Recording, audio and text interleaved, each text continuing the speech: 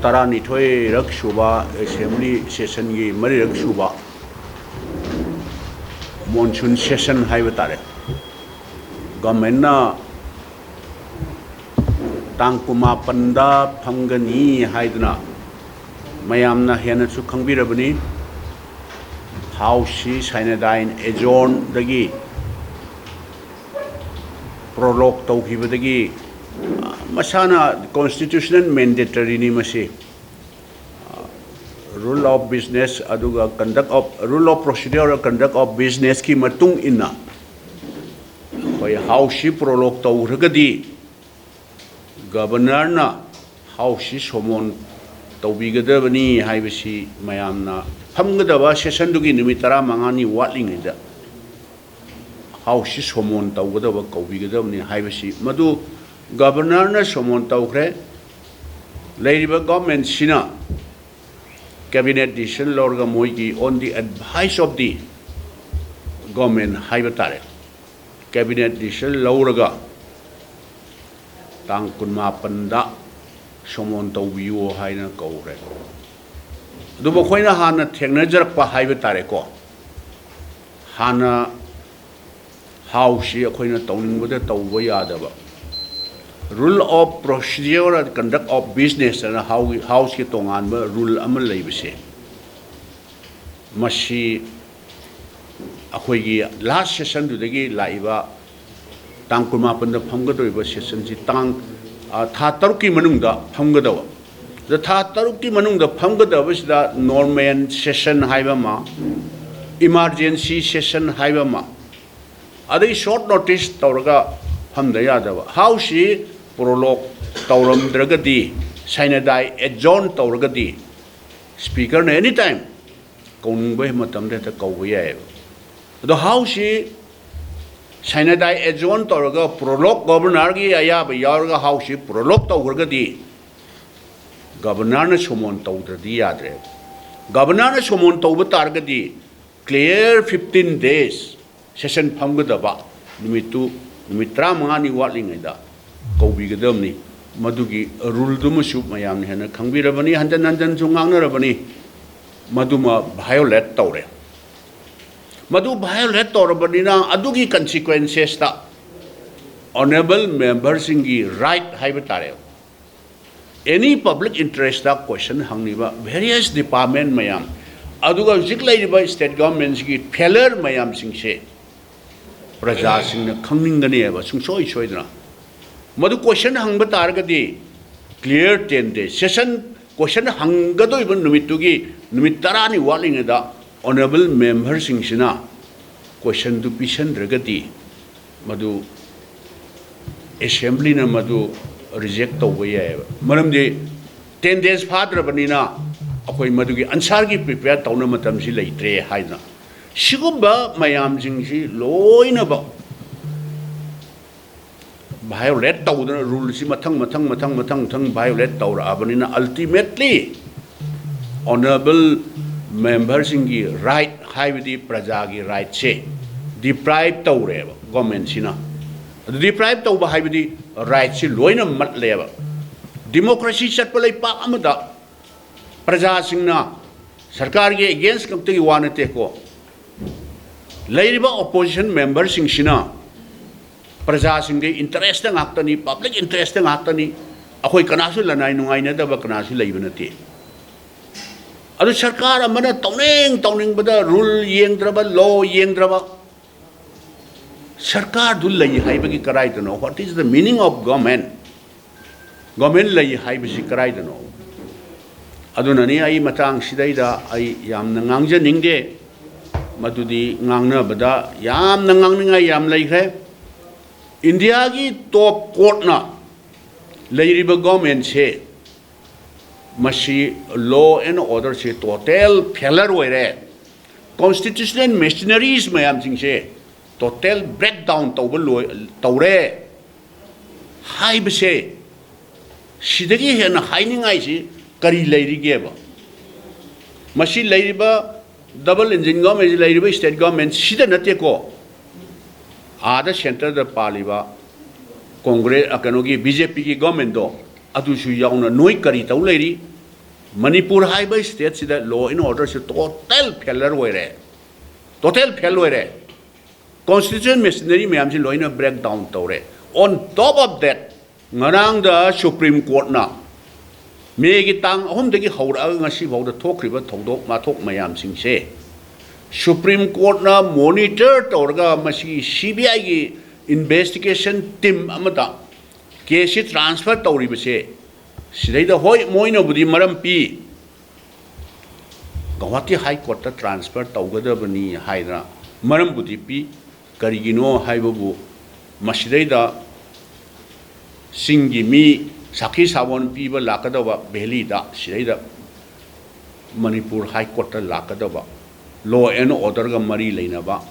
aduna inconvenient mayam lay aduna justice tawda matam sanga ni haidra maram di pieba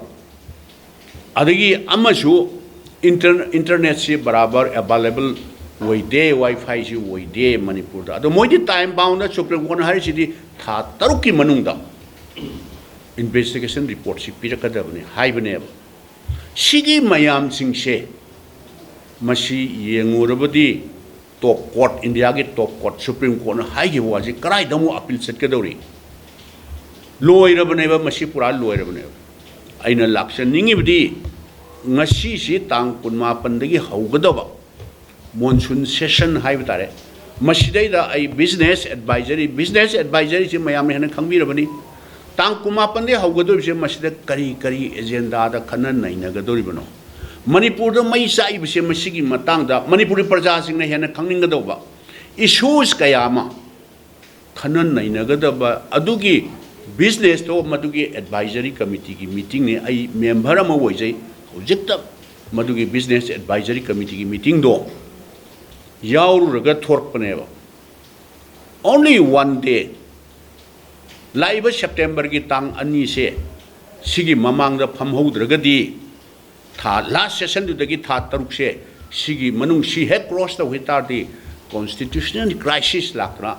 government si lai tabsu yae aduna matu ki tangai phadagi maming gi oina tang kunma pan sit khakta phamaga adu sukari laibak thina lai hidaba house ki honorable member waramba Mantri waramba laihidaba mayam degi obituary reference tawrga adu generally hana ekhoina thengna jarpa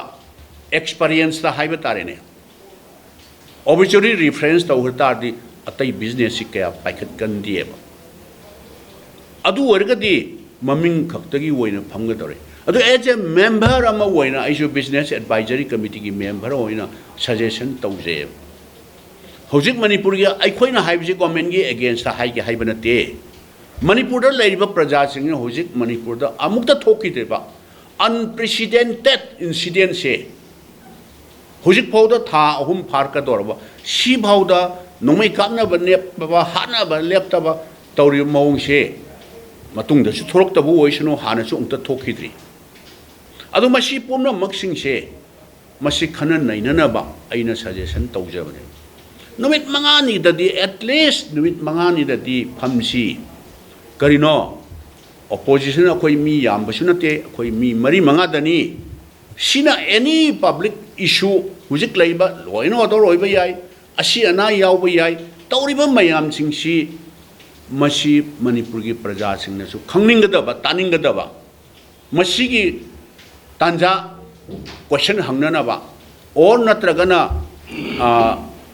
any government ga phagada government da kana gadaba Manipur state si kana gadaba any resolution amani khangde taunana ba madugi tanja do numit mangani dadi tausi akoi manga khangna hangba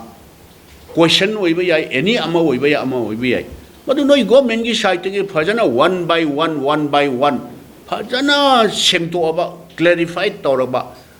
adu orgadi Manipur prajana su government gi su hena phabanatra numit mangani khakta phamsi mangani dadi phamsi ena aina suggestion tawda moini yadre only one day only one day 29 is phamsi masigum masti hoi constitutional crisis madu thoktana bana noina tawbudi oramba yai adubu Manipur gi assembly gi itihas tadi madu aina khangdabana madu aidi thokhidi bra na khali yes noina budi September tang kun ani gi mamang da tang kumapan na phamhauragadi last session dudagi tha tawki manung dadi phamedra the government dadi kasu problem lero adubo public interest dadi na tre na haiba adu aina haibado aidi opposition gi ai ithanda yawbunina atai di ruling party da yawbunina tumin leiba haiba tare adu moi government da support tawbunina upai leitamnina aidi no makata phamba session haibase this is not in the interest of the public aduna chi proposed time allocation je business ki masi aidi su ya ning de ya su ngamoi haina aigi opinion se masi daisen not tawrga kauriba nom khap phangani haiba time allocation ji ai ya ning de ya ba ngamoi masi public interest na te public interest tawriba karino ata nampu sapu da tawbagi sasan je masidi aidi manipur praja jingi interest ta ado khwaidagi laibak thiba haib tare adu ma sasan ni haiduna ai adumaina thamjage tang kumapan dagi chathagadoriba assembly session ji masi members singi right sing haib tai assembly gi members singi right si maram chana pidre as per rule haib tare rule gi assembly gi leiba rules and procedure and conduct of business se masigi matungina assembly session je kaudre maram asina leiba summoning of session assembly session kaubasi masi rule 4 clause 1 and 2 2 sida yamna detail oina piri rule 4 gi clause 2 da piri basi 15 days clear pigedabani haiba haiba 15 days gi clear day si pidre pidabasi atopa provision ama haibtare provision sida short notice or emergent haiba short notice or emergent sisina tonganba provision amaneba tonganba provision sidagi masiat ama lokhotpa aduga rule 4 gi clause 2 da yauriba magi normal session assembly sigi normal session masi kaugadabagi magi rule 4 gi clause 2 sigi masiat ama lokhotpa adu masiat makai miyam punjalaganda normal session gi mawong da semaga ngasai mayam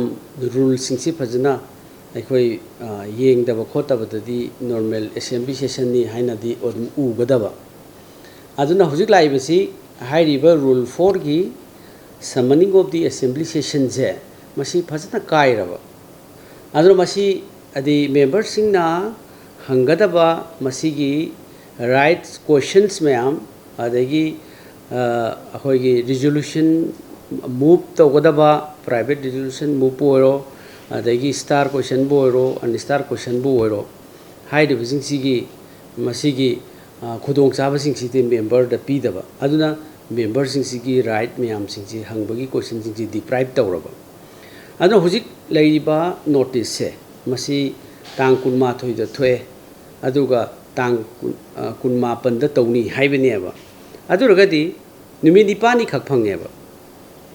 numit nipani sidi members sing sidai sida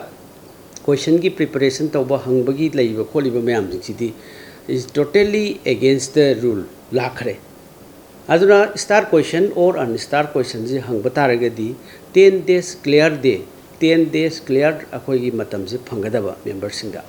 aduna akhoi gi rule se atopadasu normal magi summoning kenosi kairak pasina notice se kairak pasina atopadasu amuk effect tore aduna question star question